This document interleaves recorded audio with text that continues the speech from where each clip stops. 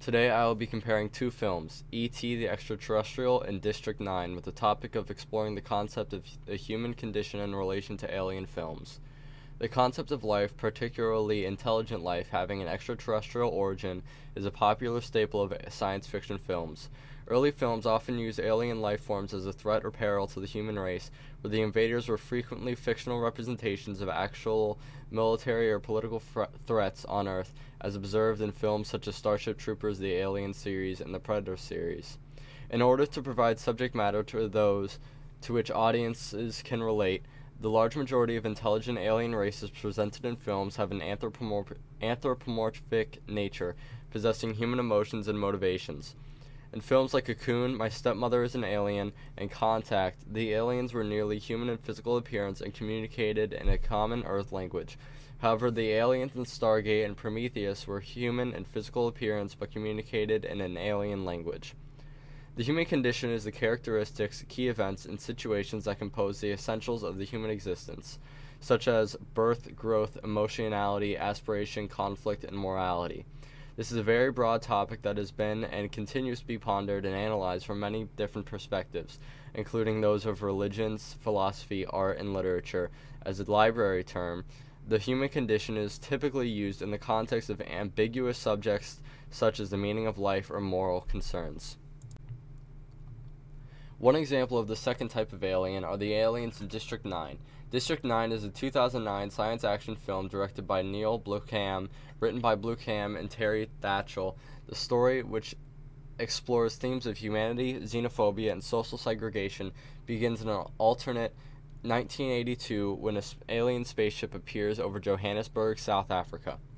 When a population of sick and malnourished insectoid aliens are found aboard the ship, the South African government confines them to an internment camp called District 9. Years later, during the government's relocation of the aliens to another camp, one of the confined aliens named Christopher Johnson tries to escape with his son and return home, crossing paths with a bureaucrat named Wickus. His partnership with the alien, who only behaves intelligently and reveals, dare we say, human emotions. Wickus is officious and with a sneering superiority. He's unafraid of the prawns and not above threatening the removal of their insectoid offspring should they refuse to relocate. This alien, Christopher Johnson, has a secret workplace where he prefers to return to the mothership and help his people. What Neil Blomkamp somehow does is make Christopher Johnson and his son, little CJ, sympathetic despite his appearances.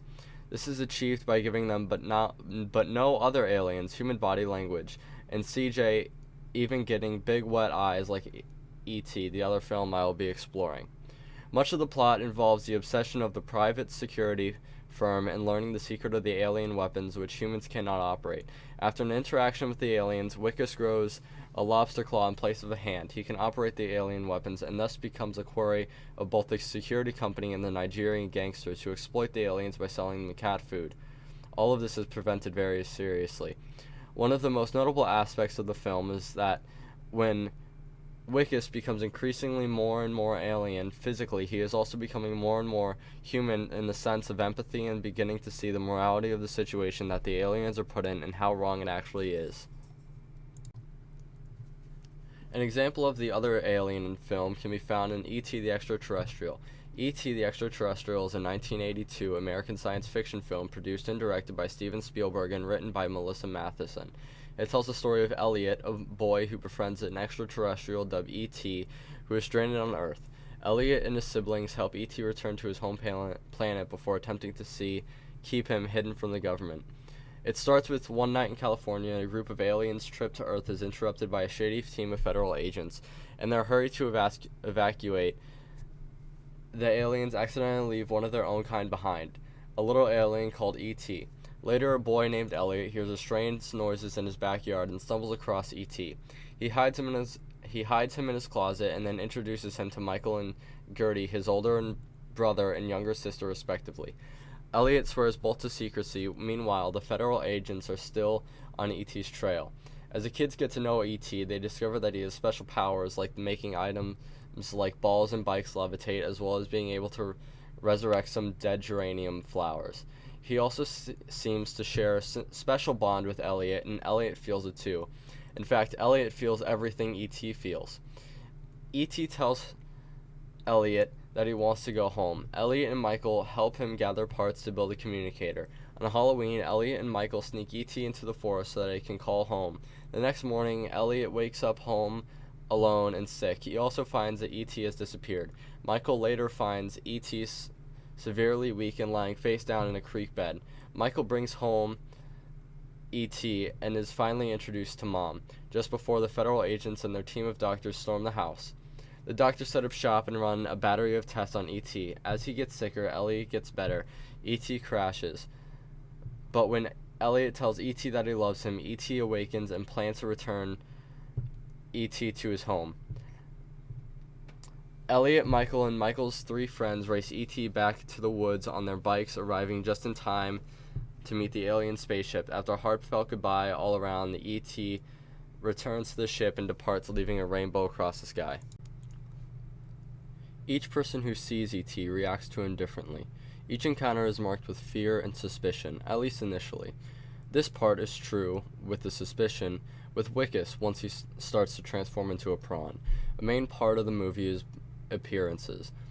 When we see him contact his family to try and ask for help, but is stopped when a newsreel is broadcasted about him supposedly having sexual interactions with the prawns and now has a very contagious STD. Wicca's family disowns him, but instead, by the end of E.T., Elliot, his family, and the federal task force get to know the alien and soon discern that appearances, although important, aren't always what they seem. Yet this isn't what happens with Wickus. While Christopher Johnson and his son start to be thankful, accepting of Wickus, he is still isolated by the end of the movie. Once Christopher and his son make it back to their ship, the last thing we see is Wickus as a full prawn, patiently waiting for the prawns to come back for him. Which ties into another theme, which is common in both films, is alienation. In E.T., there are 2 people who represent alienation, E.T. and Elliot. E.T. is a literal alien, obviously. He's not from around here and doesn't exactly fit in, but Elliot is also an alien in his own right, struggling to find acceptance and fit in spite of his differences. Michael, and especially his friends, treats him like an outsider. His mother doesn't listen to him. He's essentially a textbook middle kid. And just as E.T.'s fellow extraterrestrials ditched him on Earth, Elliot's father abandoned him to soak up the sun. Elliot is a solitary boy in need of an ally, and E.T. finds Elliot when Elliot needs him most. This is used very effectively in many other alien movies, with Aliens being one example where a character is isolated and has to find a way to deal with that. Again, in the case of Alien, we see Ellen isolated by the end and trying to find a way to survive. Yet there are many types, with one which is used in District 9 being the social jest, which is used to expose unjust power relationships so the audience sees these relationships in a new way. The social jest is an exaggerated gesture or action that is not meant to be taken literally, but which critically demonstrates a social relationship or power imbalance. This is seen multiple times in District 9, with one being at the beginning of the film, where Wickus is forcing the prawns off their house, showing how little control the aliens have over their life. And again throughout the movie, we see Wickus trying to become human again after everyone from his old life abandoned him and all he has are the aliens. The final main theme is that of friendship and relationship in alien films. At least in these 2 films, there's a strong focus on the relationships between the characters. Elliot and E.T. are a tight-knit pair with wildly different backgrounds, and their bond is grounded in love, loyalty, compassion, teamwork, and even a mysterious connection. But it doesn't stop there. The relationship between Elliot and Michael is also important. Michael starts the film as Elliot's principal persecutor, but by the end he is his primary protector. Even Michael's goofy friends set up with him and lend a hand when needed. It shows both the human need for relationship and the importance it plays into other species, aliens. These relationships are necessary for humans, as without them, the rising incidence of anxiety, depression, and other mental problems is a result of the lack of human close relationships. We see 2 examples of this relationship, one being between Christopher and his son, where we see them interacting as any other human parent and child would, which shows the humanity of the aliens. The other being the relationship between Wickus and the aliens, where we find him forming bonds with them to try and rescue them. In conclusion, the presence of humanity in all of its aspects, from relationships to appearances to alienation, is prevalent in alien films. It gives a viewer a way to look into what it could be like as something other than human while portraying the constant presence of the human condition.